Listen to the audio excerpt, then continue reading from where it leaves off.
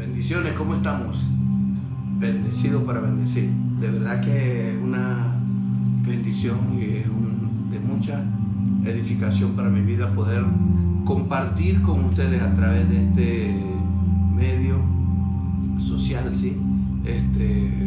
Pensaba cuando hablamos bendecidos para bendecir, sí, somos bendecidos por otras personas para bendecir a muchos, de acuerdo a la medida de la bendición que recibimos.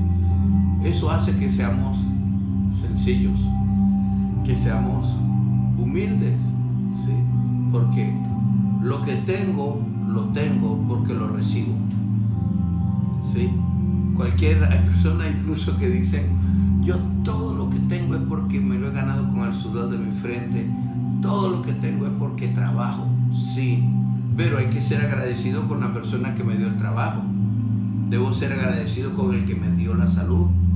Debo ser agradecido con el que me da la fuerza. Y eso me dice que siempre debo estar en un segundo plano, no teniendo un concepto de mí más alto que el que debo tener, un concepto de supremacía, ¿okay? Sino que un concepto de primero pero según Dios. A veces, y como dice Deuteronomio, te pondré por cabeza y no por cola, estarás encima solamente y no debajo. Pero Jesús le enseña a los discípulos, y si tú eres discípulo de Jesús, vas a aprender de Jesús. Jesús le dice a los discípulos, el que quiere ser el primero debe convertirse en el servidor de todos. Bueno, usted ve este trabajo, por ejemplo, que estamos haciendo. Usted dirá, no, eso es fácil, el pastor se siente, el apóstol se sienta, habla, pa. No, porque hay interrupciones. Si algo no sale bien, tenemos que parar. Y depende mucho de la paciencia del operador que está aquí. Porque si el operador no tiene paciencia en servir, no es primero. ¿Ok? Entonces, yo mismo que tengo que hacer, bueno, tantas cosas que Dios me pone a hacer, y debo de operar de una manera sencilla, como esclavo, como siervo, para recibir recompensa de hijo, ¿sí? Y esa es la mentalidad que debe de estar en un creyente. En el nombre de Jesús, solo Dios conoce nuestra vida, y solo Dios sabe las cosas que contaminan nuestro corazón, las cosas que contaminan el alma y las cosas que necesitamos limpiar, renunciar, abandonar o dejar en su nombre. Señor, te bendigo, te glorifico, te exalto. Reconozco que eres un Dios bendito, que eres Dios todopoderoso. Y te pido perdón por mis pecados y los pecados de cada persona que escuche este audio, este video. Que tú perdones, Señor, toda falta, toda falla. Perdona cuando no tenemos en nuestro corazón la actitud de sencillez, de mansedumbre. Perdona, Padre Celestial, cuando nuestro concepto es mayor que el de los demás, cuando vemos a la gente como inferior a nosotros mismos. Padre, gracias por este momento. Bendito eres, Señor. En el nombre de tu Hijo Jesús. Amén, Padre. Amén. Hemos estado compartiendo sobre la bendición. ¿Dónde nace la bendición? ¿Dónde se origina la bendición? Y la bendición no es una declaración asertiva, Dios te bendiga. Cuando la palabra dice que somos portadores de la gloria de Dios, estamos entendidos de que somos portadores de esa bendición. Cuando dice Proverbio, en tu boca está la vida y está la muerte, en tu boca hay palabras de bendición, como la declaración que da el pastor Casluna, porque en mi boca está la bendición. Voy a bendecir y no voy a maldecir. ¿Ok? Entonces, cuando pensaba en Abraham, Isaac, Jacob, ¿cuál era la clave? ¿Sí? La clave es que ellos experimentaron una relación espiritual, le fue revelado, Dios se le reveló Dios se manifestó, se hizo ver por ellos en forma audible. Ellos miraron con los ojos de la fe, porque comenzaron a andar por fe, no por vista. Y en un paréntesis de venir a la palabra de Dios en el Nuevo Testamento, para tratar de entenderlos a ellos, el apóstol Pedro en la primera carta dice, segunda carta del apóstol Pedro, capítulo 1, versículo 16, porque no os hemos dado a conocer el poder y la venida de nuestro Señor Jesucristo siguiendo fábulas artificiosas. Fábulas. ¿Qué es una fábula? Darle a los animales carácter humano. Darle a los animales rasgos o características humanas para sacar de las características de un animal el principio o valor que el ser humano debe de conducir o debe de ser. Entonces, nosotros no hemos escuchado cosas de... La palabra de Dios no es de fábulas. La palabra de Dios no busca los principios o los basamentos. Aunque Él diga, mira la hormiga, oh perezoso.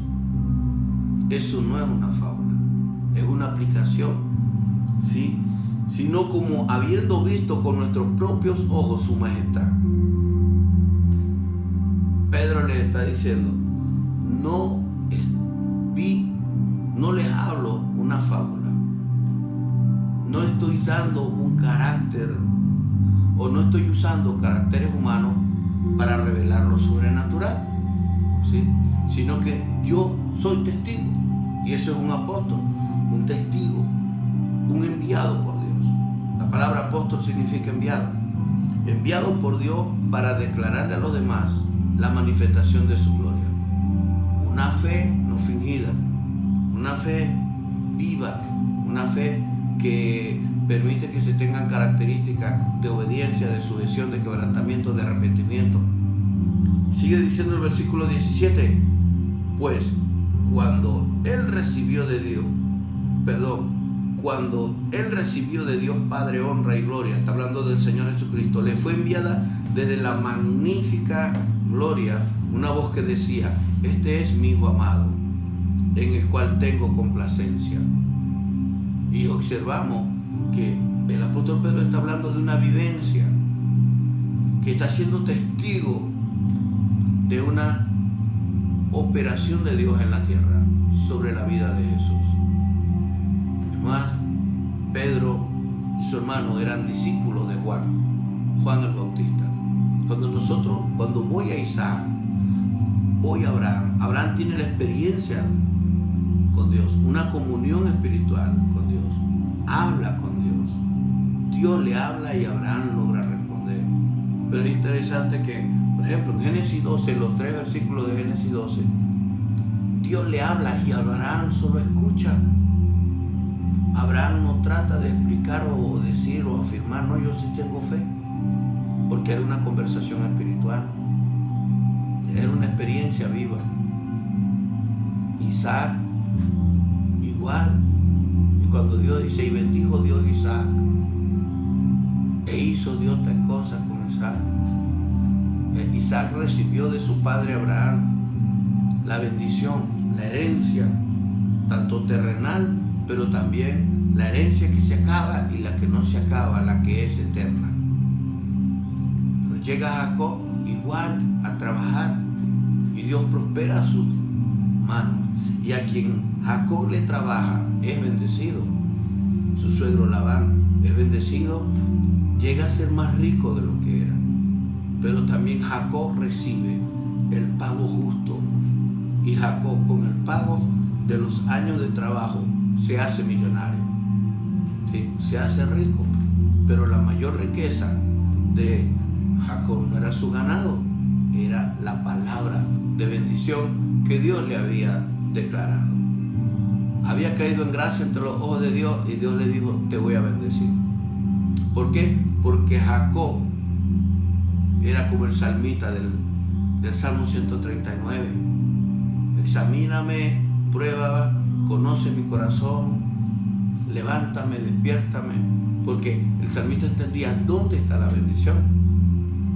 Y más o menos entendiendo, guiado por el Espíritu Santo, el apóstol Pedro describe más o menos cómo es la relación, cómo es el entender la sensibilidad de un hombre que cae en la gracia de Dios.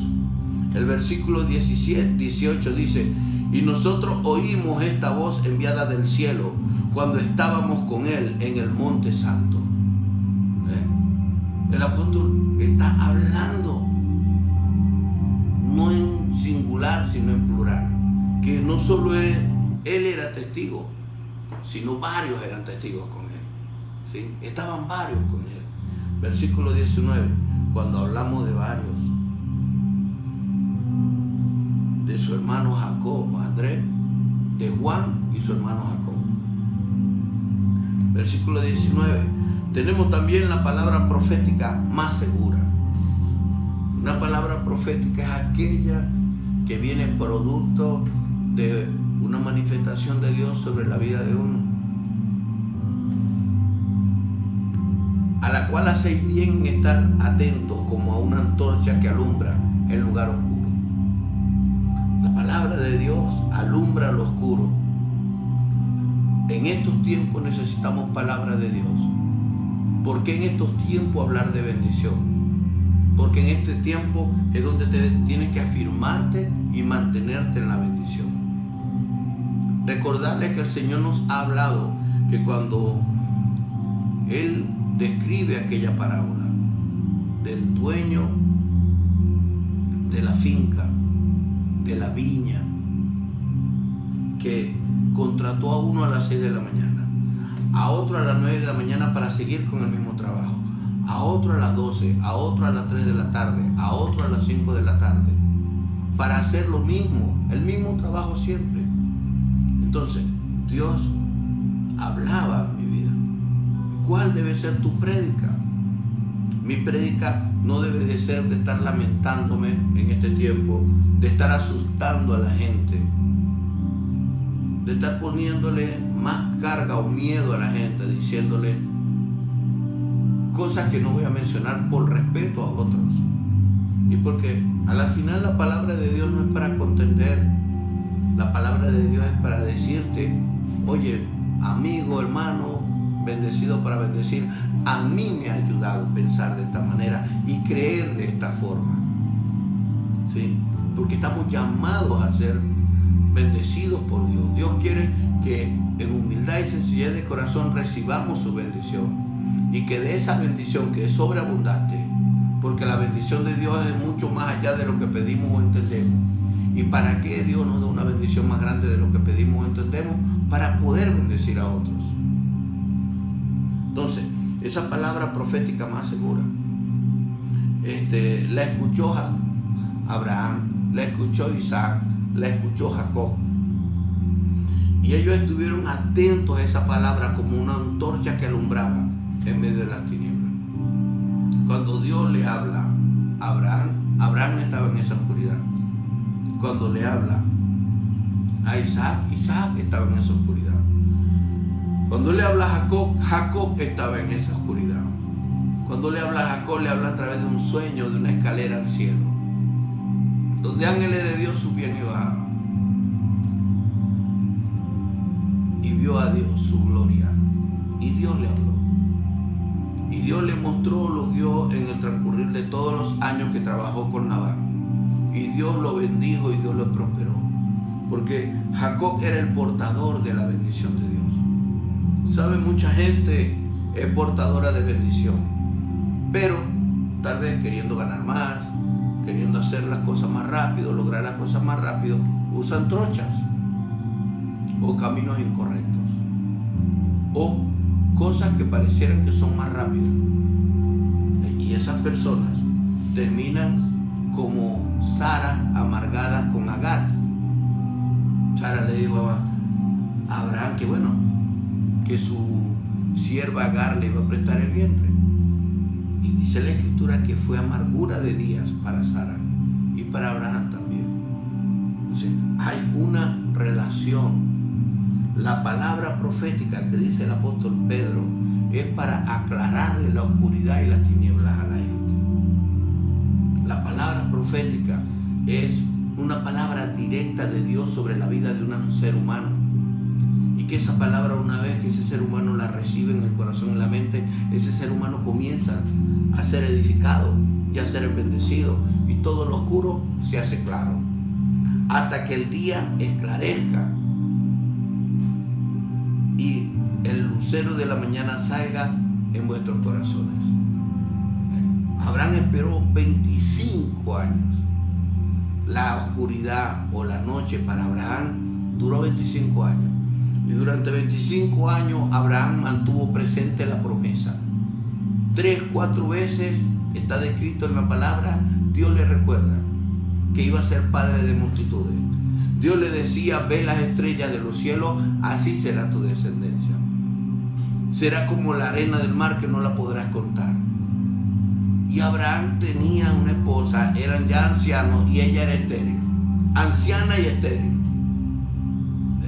Y por supuesto, no podemos negar que con ciertos pensamientos de tristeza, de carga, porque caramba, no había podido darle un hijo al esposo, al hombre que amaba. Y encima de eso, viene Agar y comienza a echarle en cara que ella sí tenía hijos y se ocasiona ese problema allí. Si usted quiere saber la historia, cómo termina o cómo sigue, porque la historia no ha terminado, solamente lee la Biblia. Pero hubo un día que Sara ya no se aguantó más, habla con Abraham y Abraham despide a Agar y a su hijo Ismael, padre de los ismaelitas hasta ahora. Pero bueno, esa es otra historia. Pero vemos cómo Abraham se hizo de la promesa, se agarró de la promesa. Y por esa promesa pudo aguantar 25 años. Y pudo aguantar hasta que el día le aclaró. El día que le aclaró fue el día en que su esposa le dijo, estoy embarazada. Usted piensa en una mujer de casi 90 años embarazada. Bueno, era algo sobrenatural. En aquel tiempo, por supuesto, los cuerpos no estaban desgastados como hoy por causa del pecado. En aquel tiempo había menos pecado que hoy. Y la gente duraba más, porque la paga del pecado es muerte. Sigue diciendo el versículo 20, entendiendo primero esto, ninguna profecía de la Escritura es de interpretación privada. Y esto me hace recordar 1 Corintios 14, el hablar en lengua. Si alguno habla en lengua, tiene que haber 2 o 3 que interpreten. Esa es la ley de Dios y nosotros no podemos cambiarla. Ahora, cuando vamos de nuevo al contexto, a lo que Dios me explicaba, porque ¿qué es lo importante para nosotros, iglesia? Lo importante es discernir cuándo Dios me habla, cómo Dios me habla y qué actitud o carácter debo de tener cuando Dios me habla. Y cuando Dios me habla, yo debo de entender primero esto, que ninguna profecía de la Escritura es de interpretación privada. Dios me habla que la palabra escrita es la palabra profética más segura. Comienza, oye Hernando, mi palabra profética es la más segura, la escrita. Y que simplemente cuando nos mantenemos en esa palabra, debemos de entender que no es de interpretación privada, que Dios a nadie en la tierra le va a dar exclusividad. Así que, hablando en términos periodísticos, nadie va a decir, tengo el tubazo, voy a dar el tubazo. Porque cuando tú lees la Escritura y yo la leo, tenemos el mismo Espíritu Santo. El Espíritu Santo te va a hablar igual. Yo no soy un padre perfecto, pero hay momentos en que algunos de mis 2 hijos han tenido que referirme a la Escritura y ahí entro, no en razón, en la verdad. Y y tengo que debatirme en que me sujeto a esa verdad que estoy escuchando de mis hijos o de alguno de ellos, o endurezco mi corazón y no los escucho. Pero por ese cordero que fue inmolado, los escucho y digo, oye, hijo, tienes razón, es cierto. Porque ¿qué es lo que puede impedir que yo acepte la verdad? Mi orgullo. Un orgullo que me lleva a molestarme. Y una soberbia que me dice, no importa perder todo, destruir todo, hacer todo, dañar todo, en todos los sentidos de la vida. Y Dios quiere que nosotros seamos como fue Abraham. Abraham no cuestionó la palabra que recibió. Abraham se mantuvo en esa palabra. Y esa palabra hoy día está escrita. Entender que ningún ser humano puede decir, tengo en tu vaso, esta palabra profética que Dios me ha dado es única y no se la ha dado a más nadie. Porque la misma palabra de Dios, el apóstol Pedro dice, porque nunca la profecía fue traída por voluntad humana. Porque una profecía no viene porque yo quiera, por mi voluntad, sino que los santos hombres de Dios hablaron siendo inspirados por el Espíritu Santo. Abraham le dijo a Sarai, mujer, vamos a recoger todo, nos vamos. Dios me ha dicho que me va a dar una tierra prometida. Dios me ha dicho que vamos a ser padres de multitudes. Y sabemos que ella no creyó, pero se sujetó y siguió a su esposo. Las razones solo ellos lo saben. Ahora lo que nos importa es la relación de Dios con ellos. Y en el capítulo 15 de Génesis es que Dios le cambia el nombre a ella y le dice, vas a llamar a tu hijo Isaac, que significa risas, porque Sara se rió. ¿Cómo voy yo a quedar embarazada si ya no tengo la costumbre de mujer? O sea, ya no ovulo, ya había pasado la menopausia, ya Sara tenía una matriz muerta, un sistema reproductor muerto, y ella lo sabía y sonríe. Pero quien estaba hablando con su esposo y ella escuchando detrás de la puerta de la tienda era Dios, el Dios de lo imposible, el Dios de nuestros imposibles, el Dios que quiere que hoy día, a pesar de las circunstancias que usted está viviendo, a pesar del contexto que usted tenga, de que es un Dios que bendice para que bendigamos y que no va a parar. Y que cuando Él le habló a Isaac, Isaac compartió también con su familia. Cuando Él le habló a Jacob, Jacob habló a su familia. Y por eso fueron inspirados, y por eso hicieron las cosas como Dios quería. Entendieron que ellos estaban siendo inspirados por el Espíritu Santo. Y que cuando el Espíritu Santo inspira, la palabra de Dios no choca. Y la palabra de Dios resalta la palabra escrita. Cuando Dios nos habla, Dios habló a Abraham, a Isaac, a Jacob y los bendijo con esa palabra. Y con esa misma palabra escrita nosotros somos bendecidos. Porque esa palabra es viva y está hasta hoy. Porque es grande la gloria de Dios. Y debemos de entender que no hay ningún tipo de cambio en sus promesas. Lo escrito, escrito está. El Señor dice, oíste que fue dicho.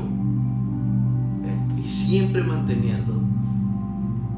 Eso me garantiza tener fe y llegar hasta lo último. Y eso me permite ser bendecido hoy cuando haya escasez, como cuando no había escasez. Dios es bueno y misericordioso.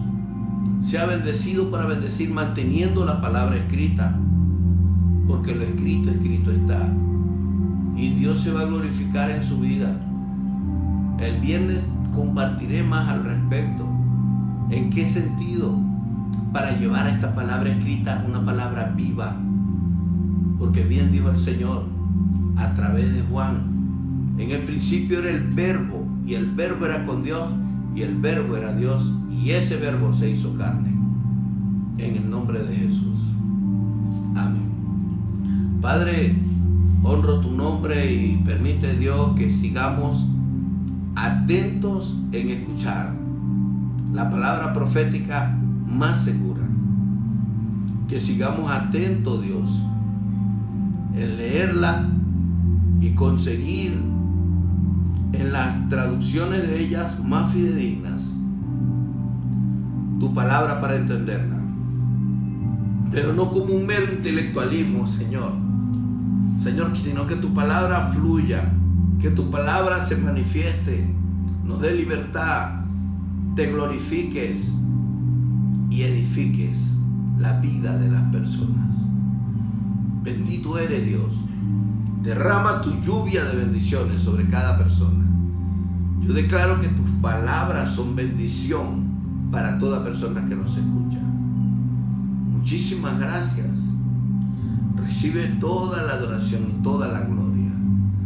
Y provee y suple a todo aquel que escucha y está mirando. En el nombre de Jesús de Nazaret. Amén, Señor. Amén.